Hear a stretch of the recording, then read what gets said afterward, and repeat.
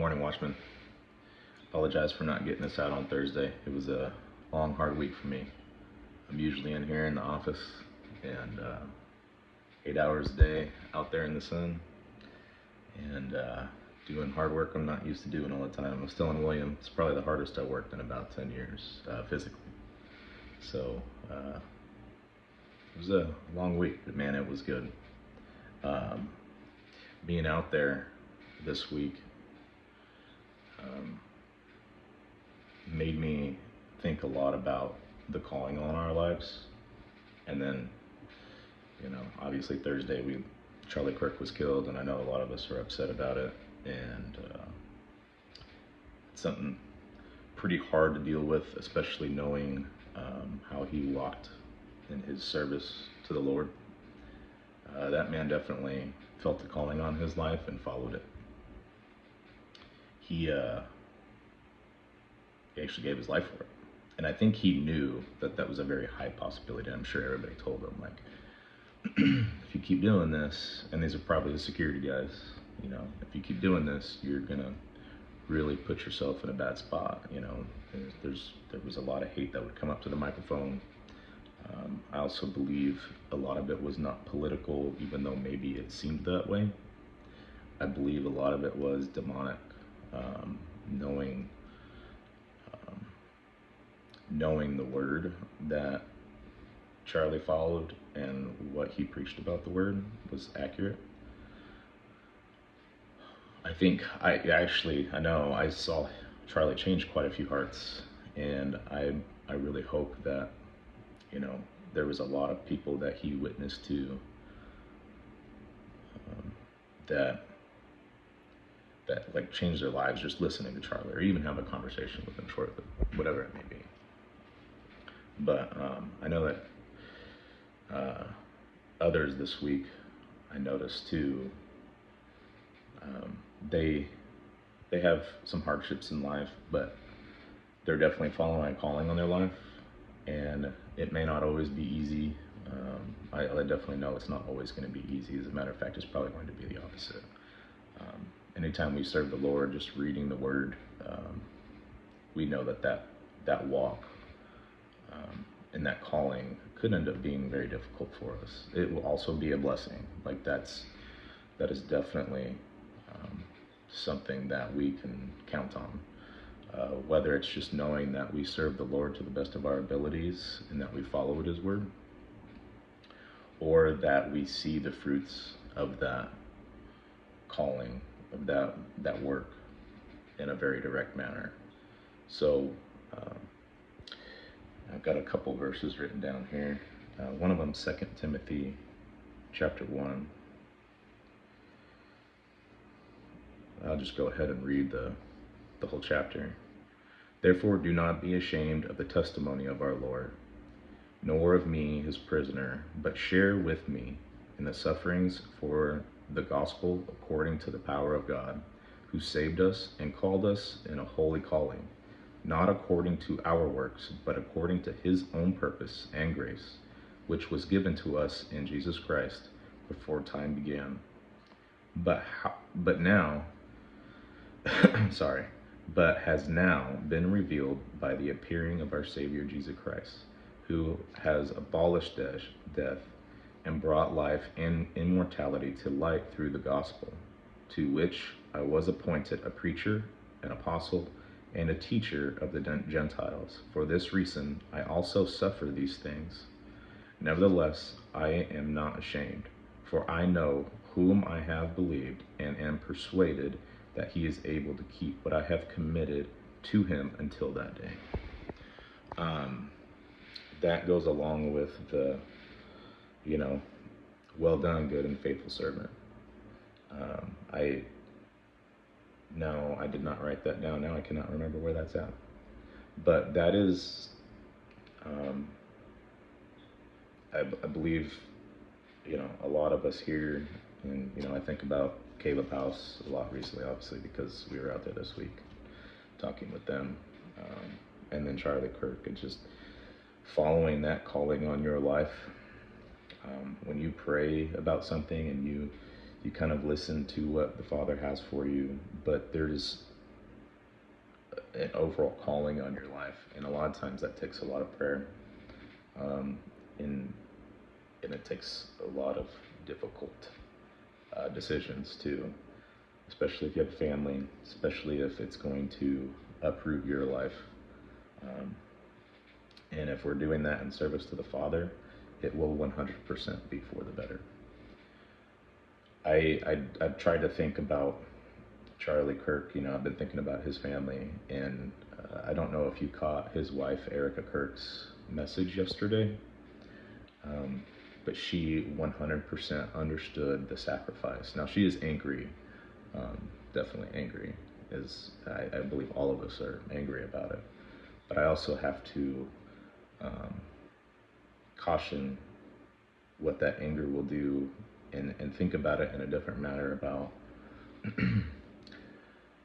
um, how his service to the Lord and the way he spoke about his faith, the way he spoke to people about it that did not believe, in the manner that he spoke, in the promises that he made, and then the example that he set. I have to think about how his death and the attention now that his message will get, how it will affect people, and how it will affect younger people, especially that may be angry and that may be spending some time going through his old videos, his old messages, whatever it may be. Um, if this event brings a lot of them to the Father, like I am frustrated and mad about the event, definitely, but he died in his service to the Father. And so that made, I don't want to say it made it worth it, but in the Father's eyes, if that's what he had planned and that was part of Charlie's service, then that's something that we have to accept. And I think it's important that we are not called to hate people. I think there is definitely a time that we need to act and do things, but I think it's also important not to go out, and I don't think that any of us would do that here. I think we were all pretty level-minded and anything like that. It's not what I'm saying. I'm just saying that as far as being frustrated and angry, and having that feeling of wanting to do something, because I definitely have felt that recently myself, but I think that we can give that to the Father and trust that he will do what it is that he had planned. So there's another little bit here in Colossians I wanted to read, in Colossians 3. This is just the last couple verses here, 21 through 25.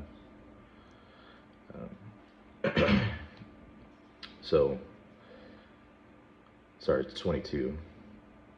Bondservants, obey in all things your masters according to the flesh, not with eye service as men pleasers, but in sincerity of heart, fearing God. And whatever you do, do it heartily, as to the Lord and not to men, knowing that from the Lord you will receive the reward of the inheritance, for you serve the Lord Christ. But he who does wrong will be repaid for what he has done, and there is no partiality. So, we're kind of told vengeance is the Father's, and this kind of just reinforces that. But he who does wrong will be repaid for what he has done, and there is no partiality. Along with what else that I've been kind of talking about here is sometimes we're not all called to do flashy things. Sometimes it is quiet service, but we do it in sincerity of heart and fearing of God, and that's why we do it. There's another verse here. I'll pull up in a minute, and I'll probably go into this a little bit more, but we're not doing it for the reward at the end. That is something that I know we all think about and want. because we love the Father. So the reward is to hear that, well done, good and faithful servant. You know, when we when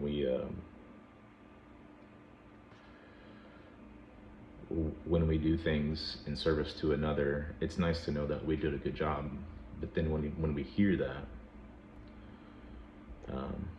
well done, you know, that's kind of a special thing to hear. And so I know men like Charlie Kirk and, you know, so many of us in our walks,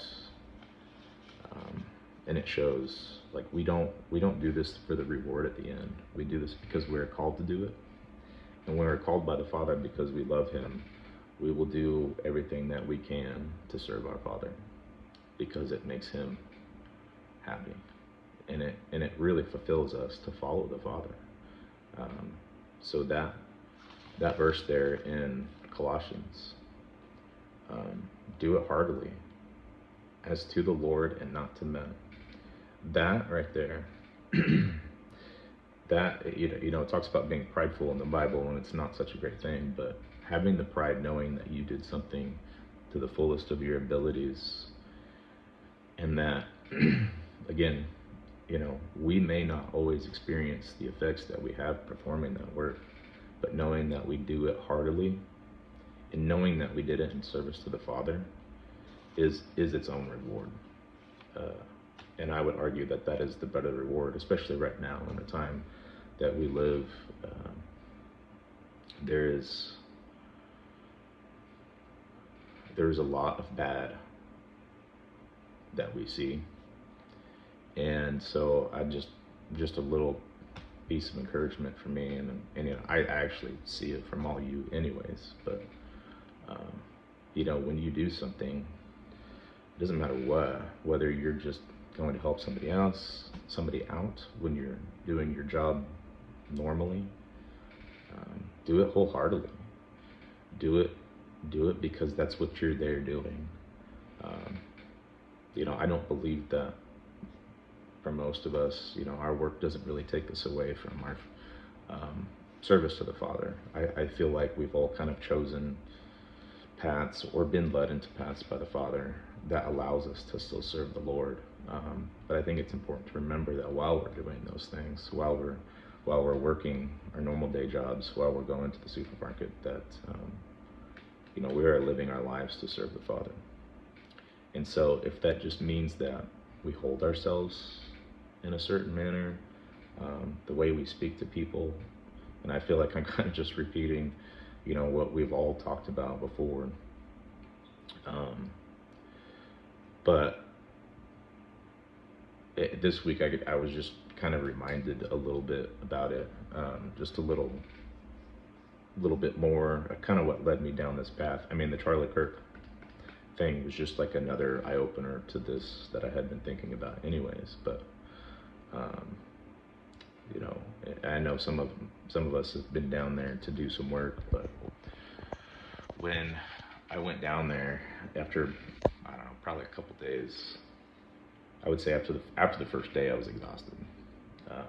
First day was a long day, and we were about done with the day, and then it was like, hey, can you haul 5-gallon buckets of concrete and water about 10 foot around this wall and lift it up on a deal?